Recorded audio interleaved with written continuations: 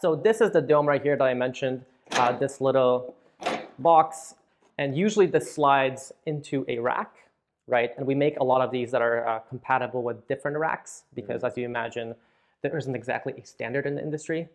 Now, if one of our clients doesn't have a compatible rack, then we give them one of these standalone fixtures that essentially is 4 pegs coming out, and it simulates what a slot in a rack would be, right?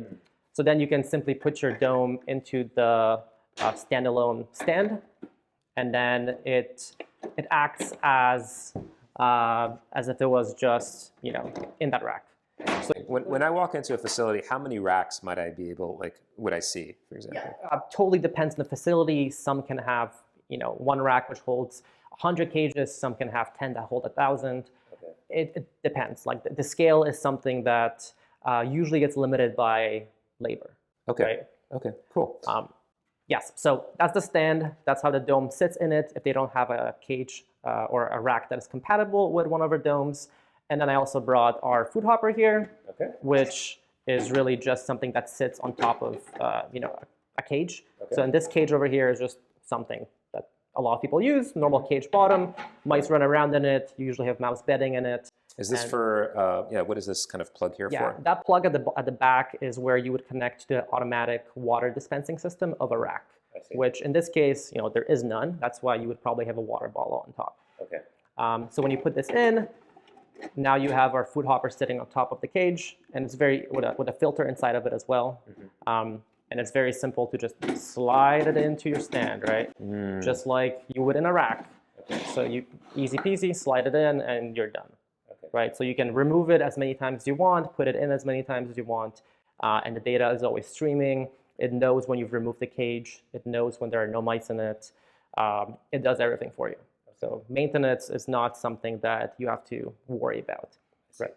So can you tell us, one of the things that stands out when I look at the dome, there's this kind of hardware component here. Can I move this as well? Yeah.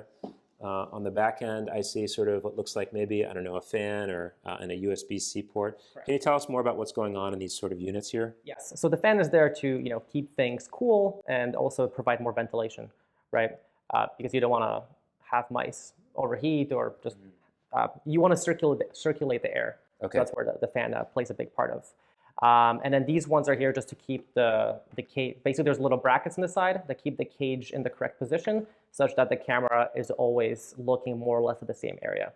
Okay. There's obviously some tolerance in terms of a few pixels between cages, but we make sure things are consistent. So this way, if you perform an experiment with 4 of our domes, and then you perform the same kind of experiment with 4 different domes, the data that will be produced should be very much so identical, assuming the environment and the subjects are unchanged. Okay, and that's a big deal in reproducibility. Absolutely. Specifically, where folks want reproducible studies. Exactly. So that other labs, other research centers can take advantage of the same data. Okay, yes. Cool. And then sorry, and in here you you mentioned there's a camera system? Correct. Okay. Yeah, can you tell us a bit more about that? Of course. So there's a camera system in there.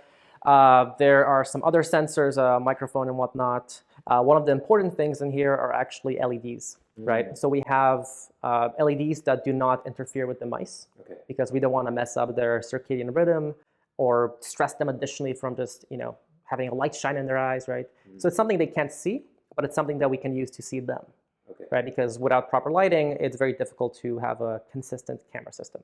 Okay, okay, very cool.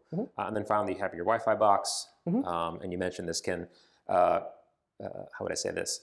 This can communicate with many of these systems at the same time. Exactly, right? Exactly. Yes, this is just our funnel, right?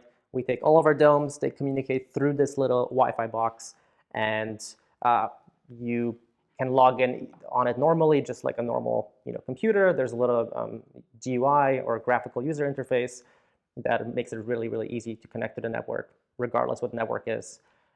So you plug it in, use the interface, it connects to the network, and now all of a sudden, all the devices are connected, and everybody's happy.